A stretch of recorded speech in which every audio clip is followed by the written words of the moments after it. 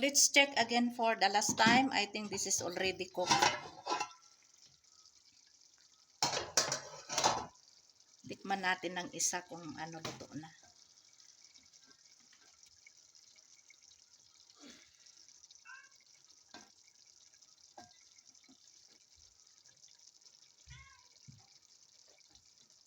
So, ayan, luto na. So, turn off na natin ang flame. Tama lang yung gravy niya. 30 minutes ago dumating si Lakay galing ng Bazaar, Rawlacut City. Kasi may kinuha siyang pera sa Western Union. Alhamdulillah, dumating na naman yung monthly budget namin from my brother-in-law sa Germany. So, ito bumili na din siya ng mga kailangan for our foods. So, ito yung binili niya. Ito yung maro o zucchini. Ewan ko paano pag-pronounce niya. Nakalimutan ko. Tapos kamatis. Yun, watermelon. 4 kilogram ito. Malaki. So, naumpisahan ko ng in-slice. Matamis. And then, 1 kilogram na kliji. O kaya atay ng baka. Kasi, ako yung nag-request na ito yung lutuin. Ito yung bilhin niya. So, ito yung lulutuin ko for our dinner today. And then, peach. 1 kilogram ito. Ayan, bananas. Maganda itong banana na nabili nila kay. Ayan, kasi yung request ko din, maganda daw ito sa yung kung may gastric ulcer ka. Mas maganda sana yung yung saba. Kaya lang yung kakainin mo na saging ay yung balibanag para sa gastric ulcer, pero okay na ito. And then low cut, yan. At saka green chilies at saka luya. Ayan.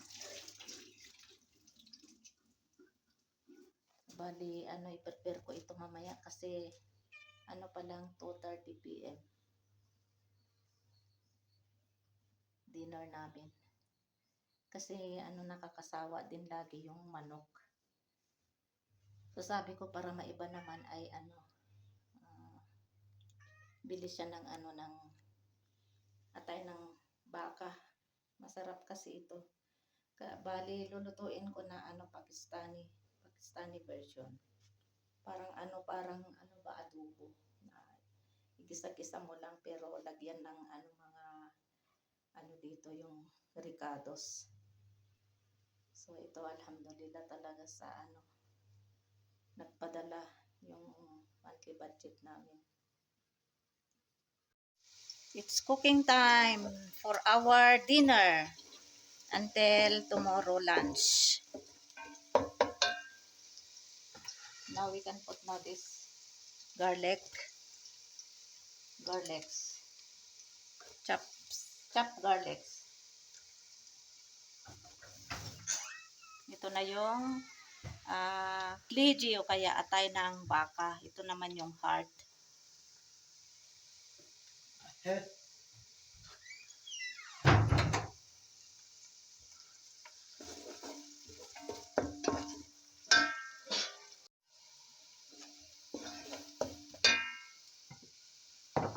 Now we can add also lentils, fenugreek seeds, coriander seeds, and cumin seeds.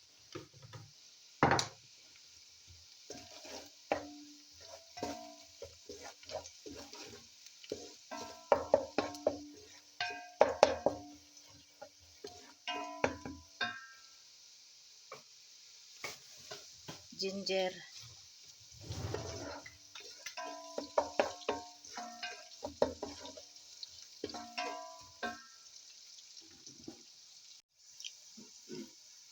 Now add salt, chili powder, and turmeric powder.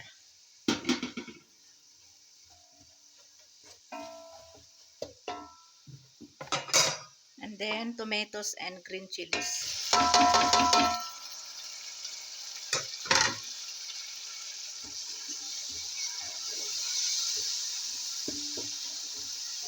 And then we have to wait this tomatoes become paste. Then we have to put now this one.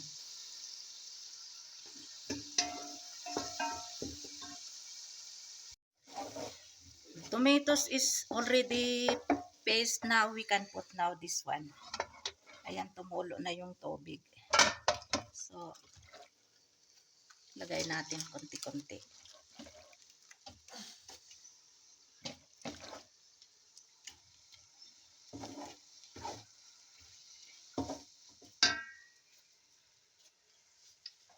Now, let's check.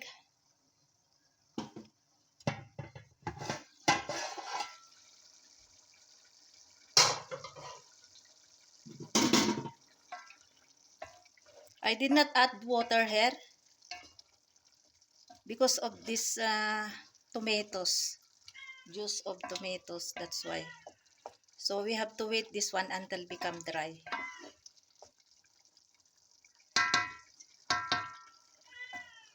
Then we have to cook in slow fire. Now we have to cover again.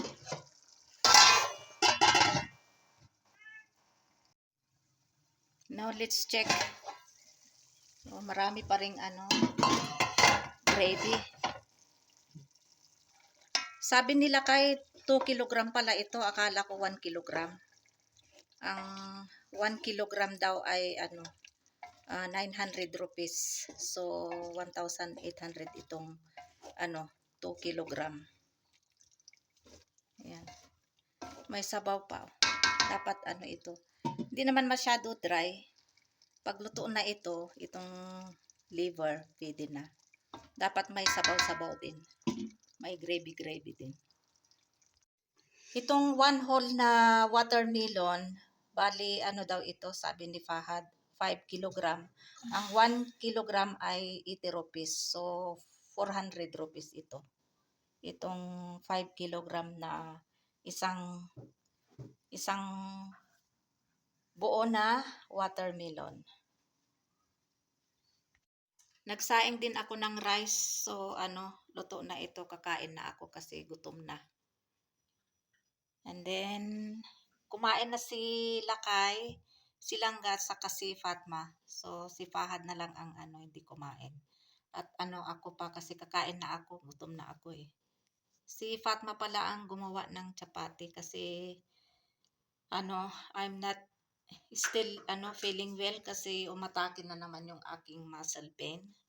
Nung last year ng December, umatake ngayon na naman. So, medyo okay na ngayon, makakilos-kilos na ako. Kaya lang si Fatma ang gumawa ngayon ng ng chapati.